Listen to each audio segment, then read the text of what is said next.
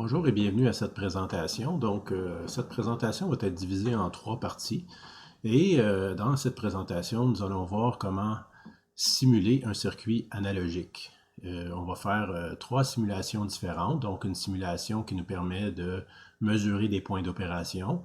L'autre simulation va nous permettre de vérifier notre circuit en AC. Et la dernière simulation va nous permettre de faire un balayage en fréquence qui va nous permettre de dessiner un diagramme de Bott, dans le cas de filtre, par exemple. La première chose à faire avec le logiciel, ça va être de vérifier qu'on a bien l'extension pour faire la simulation. Donc, pour ce faire, vous ouvrez le logiciel, puis vous allez à votre droite ici, et vous cliquez sur votre nom d'usager, et vous allez dans Extensions. Et là, dans les extensions Système, vous devriez retrouver Mixed Simulation. Si vous ne l'avez pas, vous devriez aller dans la section Update, ici, et sous l'onglet System Extension, vous devriez retrouver l'extension en question pour faire les simulations. En passant votre souris dessus, vous devriez retrouver cette icône-ci qui apparaît. En cliquant dessus, vous allez pouvoir faire la mise à jour. Une fois la mise à jour faite, on va vous demander de redémarrer.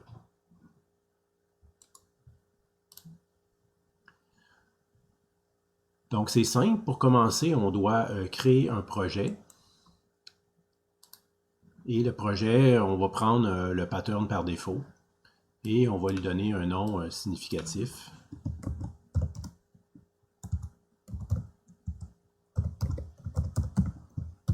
Donc, je vais l'appeler simulation 1 et les autres parties, j'appellerai simulation 2 et 3. Donc, on crée notre simulation.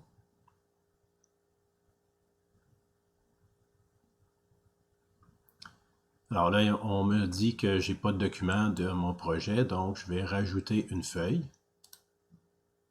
Et je rajoute une feuille, donc avec la cartouche qui est mise par défaut. Bon, maintenant, une fois que j'ai ça, donc je peux dessiner mon circuit. OK? Et le premier circuit qu'on va faire, ça va être une polarisation en H avec un transistor NPN. Et on va aller extraire les points d'opération. Okay? Et la première chose qu'il faut vérifier avant de faire ça, c'est d'aller voir si on a bien les librairies qui vont nous permettre de faire la simulation. Donc, en cliquant ici sur Composants,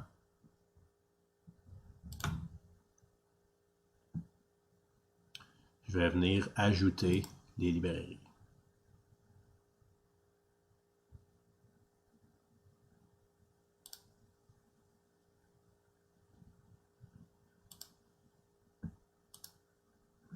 Alors là, vous voyez ici, j'ai rajouté ici 5 librairies. En fait, je crois qu'il y en a 6.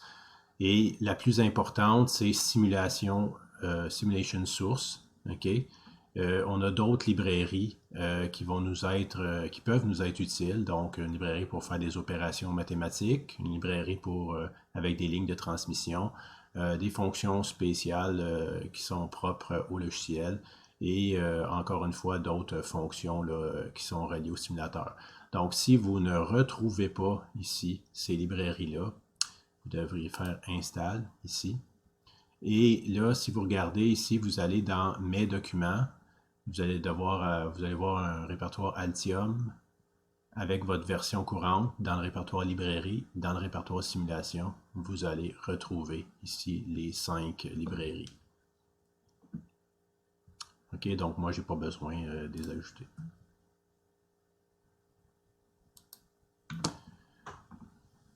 Donc, ce qui est important de mentionner, c'est que toutes les pièces qui vont être prises dans la librairie Miscellaneous, chacune des pièces comporte un modèle. Donc, si par exemple, je prends la capacité qui est ici,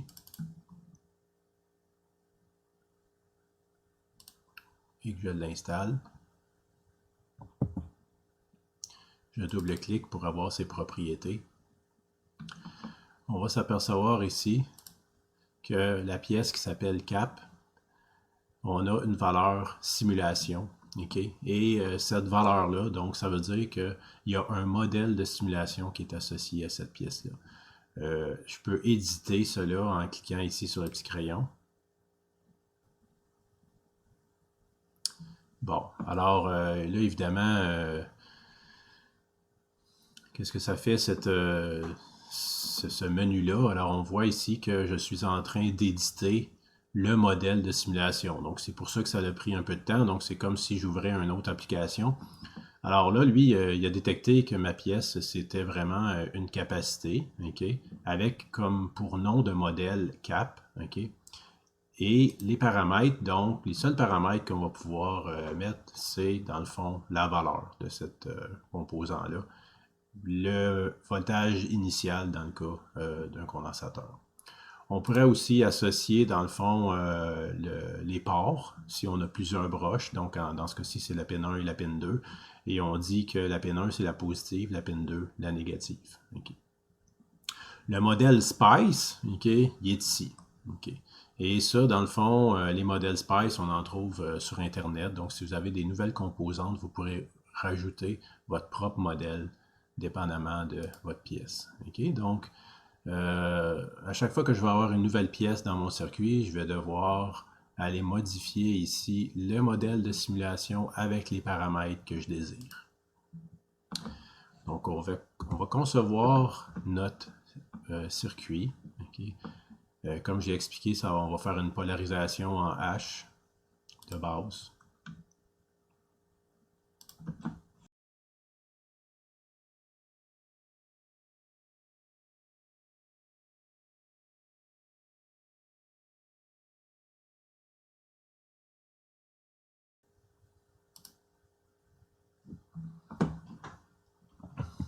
Bon, mon circuit est terminé. Je vais devoir maintenant rajouter la source. Okay. Alors, le symbole de ground, c'est le même pour le simulateur que pour n'importe quel circuit. C'est important de le mettre, sinon on n'aura pas de source pour le simulateur.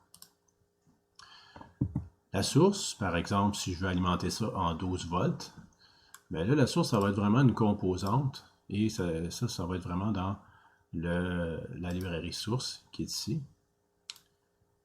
Et là, je vais prendre une source ici qui est de type DC. Okay.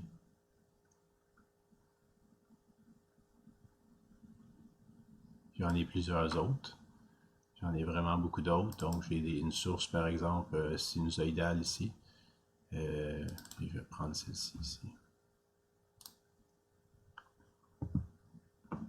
Et puis, je vais la relier au commun. Même chose.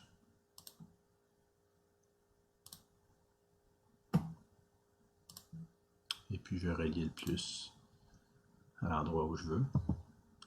Et là, je vais faire la même chose que tantôt. Je vais devoir éditer les paramètres. Okay? Donc, c'est une source ici qui peut avoir une simulation. Je vais l'éditer. Okay? Il a reconnu que c'était une source DC et c'est ça qu'on veut. Le modèle, ça va être VSRC. Ça, on n'a pas le contrôle là-dessus, à moins qu'on fournisse notre propre modèle. On va aller modifier les paramètres et on va lui dire que c'est 10 volts. C'est tout ce qu'on a à faire. Okay? Vous voyez, le paramètre il est à l'interne. On ne voit pas ici c'est quoi le paramètre. Alors, j'ai mis des valeurs au hasard, là, ici. Donc, c'est toutes des 1 kΩ. On pourrait en modifier une simplement pour qu'on ait un petit peu de variance dans les résultats qu'on va obtenir.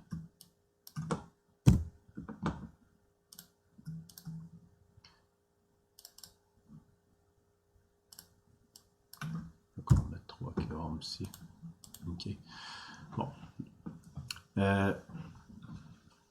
Première chose qui va être importante de faire avec le circuit, ça va être de faire la notation. Okay? Autrement, le simulateur ne sera pas capable de donner des noms à nos nœuds, okay? Parce que chacune des composantes s'appelle R point d'interrogation au moment qui est là. Donc, on va faire la notation et on va forcer la notation. Parfait. R1, R2, R3, R4 et la source s'appelle V1. Bon, je vais sauver ça.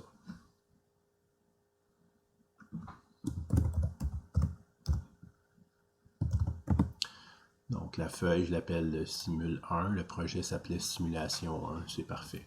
OK. Donc, une fois qu'on a fait ça, moi, ce que je recommande, OK, c'est de donner des noms, OK, à, au, au fil, OK, parce que ça va être beaucoup plus facile à repérer, OK, dans le simulateur. Donc, par exemple, ici, ce fil-là, on pourrait l'appeler base, celui-là collecteur et celui-là émetteur, OK. Alors, je vais je vais placer des fils simplement comme ça. Et après ça, on nommera... on peut le faire avec un outil qui s'appelle une probe, OK. Mais la probe ne nous permet pas de donner de nom, là, donc avec cet outil-là, donc c'est intéressant. Donc on vient mettre netlabel ici. Et lui, on va l'appeler dans le fond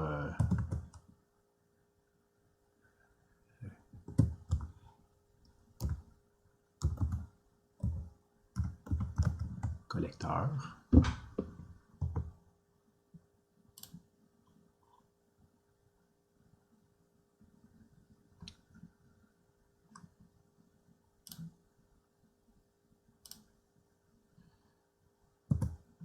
Et on va l'appeler émetteur.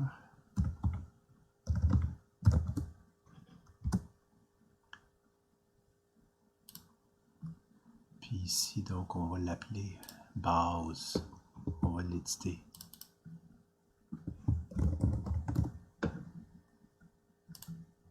Parfait, donc on a nos trois signaux qu'on va vouloir voir en analyse DC. OK?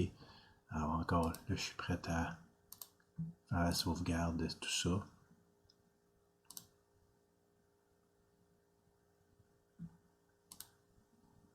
OK. Donc, on a ici l'onglet Simulate.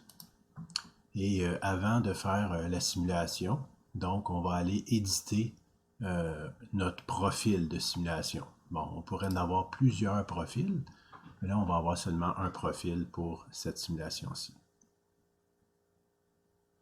OK? Donc, par défaut, le profil nous permet de faire les points d'opération et il nous permet de faire l'analyse AC. Donc, pour l'instant, je n'ai pas besoin de faire l'analyse AC, donc je vais aller faire seulement les points d'opération. OK? Alors, dans les points d'opération, qu'est-ce qu'il nous dit? Il va nous collecter toutes les informations pour les nœuds, les voltages de nœuds, pour le courant d'alimentation. OK? Et puis, comme vous voyez ici, j'ai mes trois nœuds qui sont bel et bien présents. Alors, je n'ai pas d'autres paramètres à ajuster dans ce cas-ci. Donc, je vais seulement faire OK. Et donc, je suis prêt à faire Run Mixed Signal Simulation.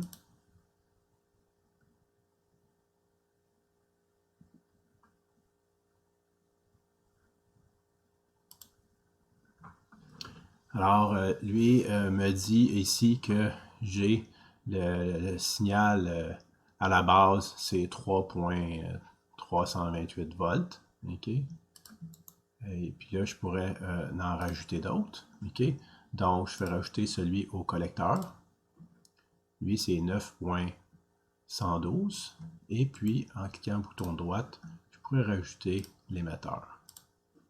Voilà, 2.686. Donc, j'ai mes 3 points de tension DC. Okay? Et donc, on a fait une analyse DC de notre circuit. Donc, pour chaque endroit où on voulait avoir une tension, ben, j'ai ajouté ce qu'on appelle, ce que le logiciel appelle une forme d'onde, une wave. Donc, c'est ça. Alors, on peut, dans le fond, sauvegarder. Et on peut revenir à notre schéma ici.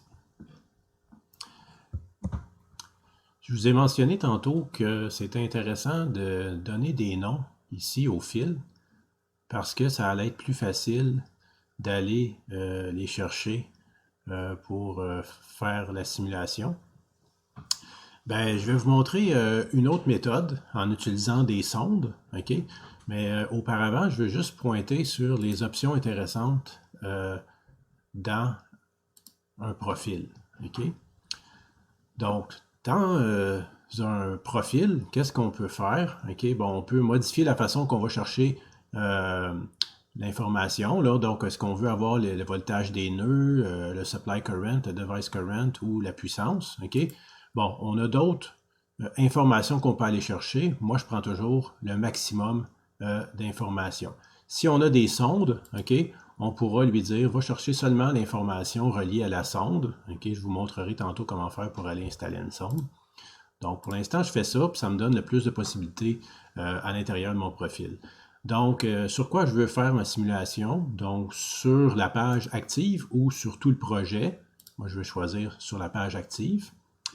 Et puis, le netlist, c'est-à-dire la liste de tous les liens entre les nœuds, okay, et entre toutes les composantes. Okay. Je vais faire une recherche à travers ce fichier-là pour trouver les signaux actifs. Et là, il va m'indiquer ici tous les signaux qui sont actifs. Je peux faire une recherche pour seulement me montrer les sondes, okay, ou les deux. Keep Last Setup, c'est pour conserver la dernière information que j'ai sélectionnée ici. Donc, par défaut, on prend celui-là, mais moi, pour être plus clair, okay, je vais choisir celui-ci. Donc, on voit qu'il y a des variables qui sont à droite et d'autres à gauche. Donc, les variables qui sont à droite, c'est les variables qui vont être automatiquement affichées comme étant faisant partie du tableau des valeurs. Si on les place à gauche, ne seront plus affichés. Donc, si on fait une simulation, puis par exemple, je veux voir la tension de base du transistor, je veux voir la tension d'émetteur du transistor, je veux voir le courant de base et je veux voir le courant dans I4, dans R4. Je fais OK et je simule. Et automatiquement, mon tableau est rempli. Ce qui fait que je n'ai pas besoin d'ajouter chaque item comme je l'avais fait la dernière fois. Okay? Donc ça, c'est une façon de faire. Par la suite, je peux quand même en ajouter en faisant Add Wave. Okay? Juste à noter que si on n'a pas sauvegardé l'information qui est là, puis on refait une simulation, c'est impossible de changer le profil. Okay? Donc, si on pense changer le profil, on doit fermer la simulation qui est ici. Donc, c'est ce que je vais faire. Okay? Je vais éditer le profil ici, mais cette fois-ci, je vais rajouter des sondes. Donc, dans le menu simulation ici, vous pouvez rajouter des probes, donc pour le voltage. Donc, je vais mettre, par exemple, une sonde ici pour montrer la tension de base, la tension du collecteur, la tension de l'émetteur, OK? Puis je pourrais en mettre un autre pour, mettons, le ground. Je peux faire pareil aussi pour venir mesurer le courant ou pour venir mesurer la puissance. J'ai installé ça sur mon circuit. J'enregistre.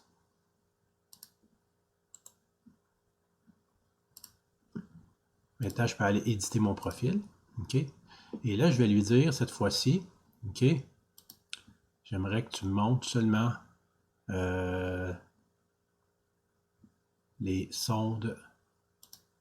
Alors, j'ai 4 sondes. J'en ai une sur le ground, une sur l'émetteur, une sur le collecteur, une sur la base. Quel genre d'analyse je désire faire pour chacune des sondes? Alors, OP, donc pour Operating Point, donc est déjà coché. Donc, évidemment, je vais pouvoir faire cette simulation-là avec. Je fais OK. Et je fais Run. Et là, comme vous voyez ici, j'ai les 3 items, OK? Plus le ground. Le ground, dans le fond, ne peut pas être pris comme étant une mesure, puisque c'est la référence. Donc, c'est ça qui me mentionne ici. OK? mais j'ai quand même les 3 signaux. Si j'avais eu plus de nœuds dans mon circuit, j'aurais eu encore plus de possibilités. Okay? Donc, à ce moment-là, c'est intéressant. Donc, on a seulement à positionner ici nos sondes et à ce moment-là, on va être capable de les visualiser directement. Donc, on a les deux façons de faire, soit en nommant nos nœuds et en allant chercher le nom directement dans notre éditeur de profil, ou sinon, on peut rajouter des sondes. Donc, ça complète pas mal ce qui est l'analyse par point d'opération. Évidemment, on peut faire plus qu'un type d'analyse à la fois. Et c'est ce qu'on va voir dans le prochain vidéo. Donc, on va voir comment faire une analyse AC.